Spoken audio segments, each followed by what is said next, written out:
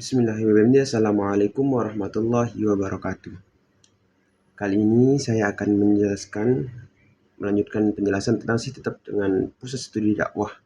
Tapi kali ini saya akan menjelaskan tentang bentuk struktur rencana strategis organisasi pusat studi dakwah. Jadi sebelum kita berlanjut ke bentuk struktur rencana strategis organisasi pusat studi dakwah, perlu kita merimain terlebih dahulu. Apa sih itu pusat studi dakwah? Jadi, pusat studi dakwah adalah sebuah lembaga yang berfokus pada pengembangan ilmu pengetahuan, lebih tepatnya ilmu dakwah, serta penguatan kapasitas para pelaku dakwah untuk menghadapi zaman modern. Seperti di era modern saat ini, dakwah tidak hanya dilakukan secara tradisional, tetapi juga harus mampu merespon perubahan sosial, budaya, dan teknologi yang kita hadapi pada saat ini. Oleh karena itu, sebuah rencana strategis sangat dibutuhkan untuk memastikan organisasi pusat studi dakwah ini berjalan dengan lancar atau terarah gitu.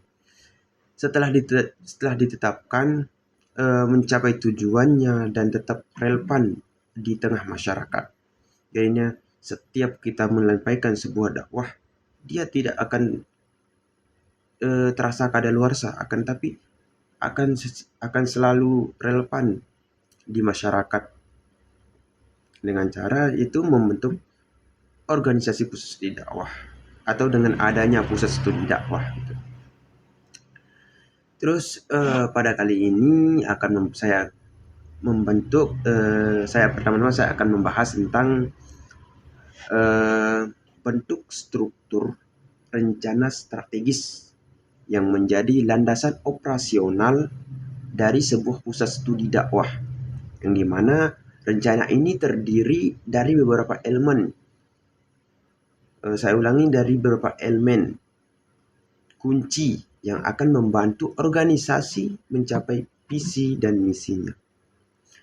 Jadinya dalam sebuah pusat studi dakwah atau dalam merancang pusat studi dakwah, pasti ada namanya visi dan misi. Jadinya visi dan misi dalam sebuah studi dakwah itu harus jelas. Yang dimana apa itu visi? Visi dan misi ini,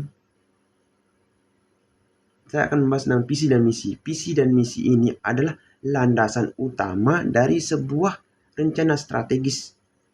Visi adalah pernyataan jangka panjang mengenai apa yang ingin dicapai oleh sebuah organisasi pusat studi dakwah tersebut.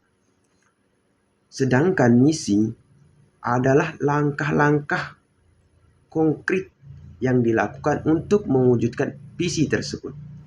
Jadinya visi ini adalah pernyataan jangka panjang atau sebuah target lah yang bisa diistilahkan.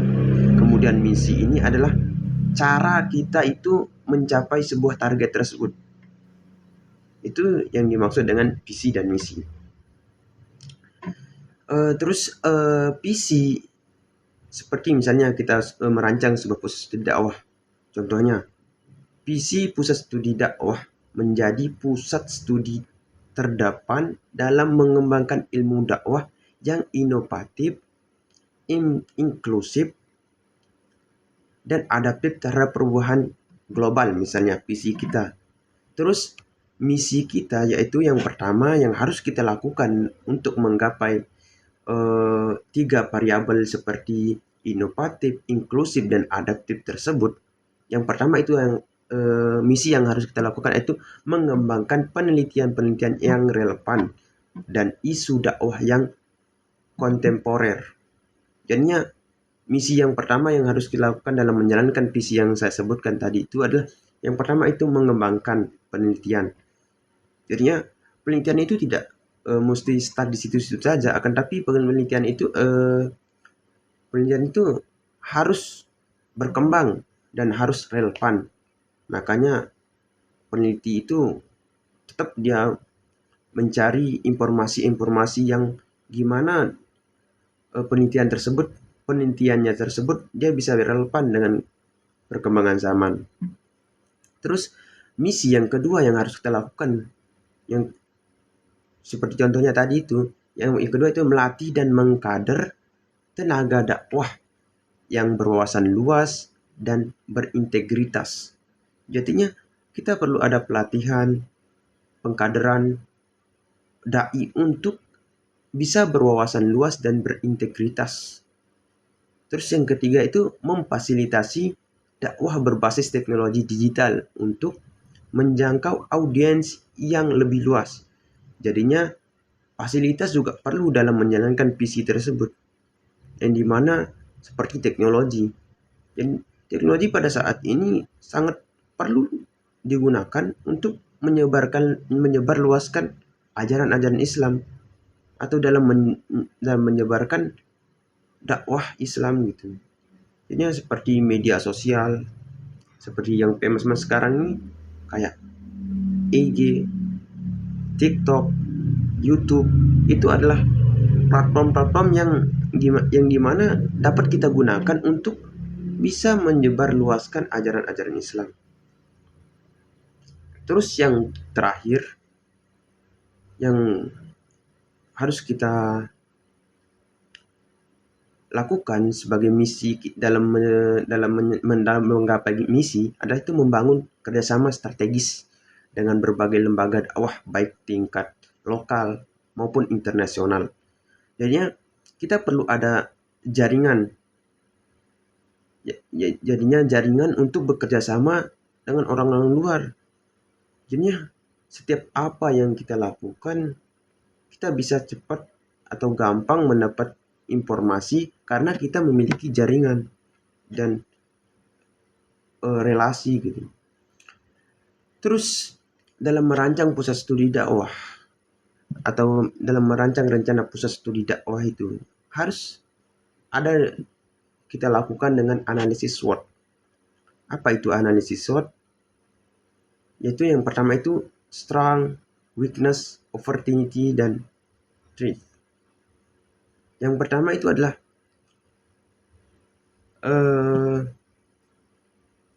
dalam merancang pusat studi dakwah agar rencana strategis lebih efektif, penting untuk melakukan yang namanya analisis SWOT ini.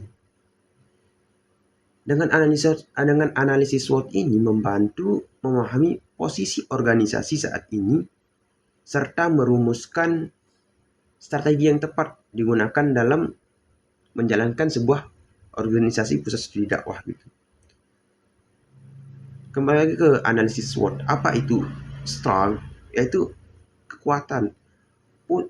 Jadinya kita harus mengkaji gimana pusat studi ini memiliki sumber daya gitu, kekuatan yang peluangnya lebih tinggi gitu. Seperti pusat studi dakwah memiliki sumber daya manusia yang kompeten, jaringan kerja yang luas, serta akses komunikasi dakwah yang besar. Jadi itu adalah kekuatan kita dalam menganalisis letak rencana strategis dalam sebuah pusat studi dakwah. Yang kedua itu adalah weakness, kelemahan, yang dimana keterbatasan dana, fasilitas yang kurang memadai, dan ketergantungan pada metode dakwah konvensional. Jadinya hal-hal yang seperti itu harus kita lihat dalam merancang sebuah pusat studi dakwah. Jadinya kita harus melihat kelemahan kita. Misalnya kelemahan kita dari keterbatasan dana, fasilitas, itu yang menjadi misi kita untuk gimana keterbatasan tersebut kita bisa mengatasi keterbatasan.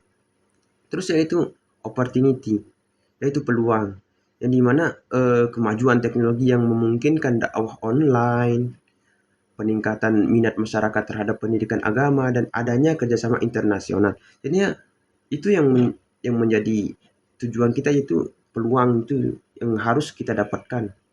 Jangan kita sia-siakan media online ini, yang dimana kita dapat mengakses, siapapun boleh mengaksesnya. Itu salah satu menjadi peluang kita dalam merancang atau dalam menjalankan dakwah tersebut. Yang ketiga itu ancaman. Itu tantangan intoleransi dan radikalisme, perubahan regulasi terhadap lembaga keagamaan, serta tantangan sosial budaya yang menghambat proses dakwah. Jadinya ancaman-ancaman yang seperti itu perlu kita kaji supaya apa, tidak berimpact dalam sebuah pusat studi dakwah yang kita jalankan. Terus selanjutnya tujuan strategis dalam merancang sebuah rencana struktur dan rencana strategis dalam pusat studi dakwah. Itu adalah tujuan strategis. Setelah kita melakukan analisis SWOT, organisasi harus mendapatkan tujuan strategis yang ingin dicapai dalam jangka waktu tertentu. Jadinya tujuan strategis itu seperti pengembangan kualitas sumber daya manusia, terus inovasi penelitian dakwah, digitalisasi program dakwah, dan juga penguatan jaringan kerjasama. Jadinya itu loh yang menjadi tujuan strategis kita dalam mencoba merancang struktur dan rencana strategis dalam pusat studi dakwah. Terus selanjutnya itu struktur organisasi yang mendukung. Jadinya di dalam organisasi itu harus terstruktur dari atas ke bawah, dari bawah itu harus terstruktur, yang dimana ada yang ditakuti dan ada juga yang menghargai gitu, seperti bawahan menghargai menghormati atasannya, dan atasan juga menghargai bawahannya gitu. Ini dalam struktur organisasi yang mendukung, maksudnya adalah kita harus memiliki siapa yang menjadi ketua, siapa yang menjadi bawahan, siapa yang menjadi pelaksana. Itu yang menjadi seperti contohnya kalau kita membuat organisasi harus ada direktur yang bertanggung jawab gitu dalam atas pengelolaan dan pengembalian keputusan strategis. Terus yang kedua itu divisi penelitian dan pengembangan. Dalam ini kita berbicara dalam lingkup pusat studi dakwah gitu. Terus yaitu yang ketiga itu divisi pelatihan dan kaderisasi. Terus yang keempat yang harus ada dalam sebuah pusat studi dakwah itu adalah divisi teknologi dan digitalisasi. Seperti saat ini harus ada orang yang memegang publikasi, yang memegang media-media publikasi seperti admin yang mempost bagaimana perjalanan dakwah dalam sebuah pusat studi dakwah tersebut. Terus yang terakhir divisi kerjasama dan hubungan eksternal seperti humas. Harus ada divisi yang gimana dia itu mencari jaringan-jaringan atau relasi untuk bisa menjalankan sebuah pusat studi dakwah tersebut. Yang kelima yaitu implementasi dan pengukuran kinerja. Jadinya harus ada, setelah tujuan strategis dan organisasi diterapkan, langkah berikutnya adalah implementasi rencana tersebut. Jadinya percuma kita merencanakan, tahu letak strategisnya, udah kita analisis SWOT, setelah udah kita rencana tanpa ada implementasi jadinya useless gitu. Ini harus ada implementasi dan pengukuran kinerja. Setelah kita implementasi rencana kerja atau perjalanan sebuah struktur organisasi pusat studi dakwah, harus ada implementasi. Setelah implementasi itu ada pengukuran atau sebagai evaluasi, di mana letak kesalahan, di mana hal-hal yang ditambah, atau di mana letak peluang yang perlu digapai lagi. Itu yang menjadi pengukuran kinerja tersebut. Ini evaluasi.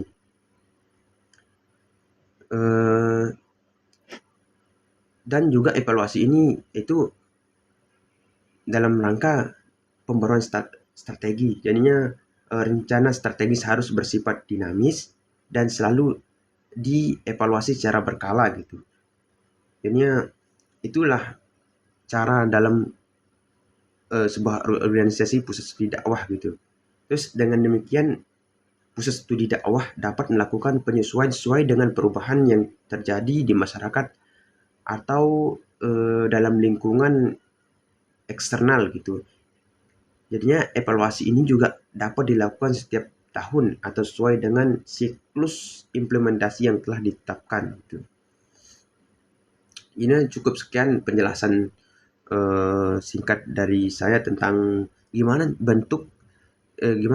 cara kita itu membentuk struktur dan rencana strategis organisasi dalam pusat studi dakwah gitu.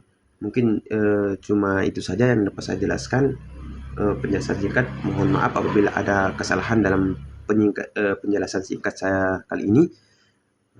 Saya akhiri dengan Allahul muwaffiq wal hadi ila sabilir rasyad. Wassalamualaikum warahmatullahi wabarakatuh.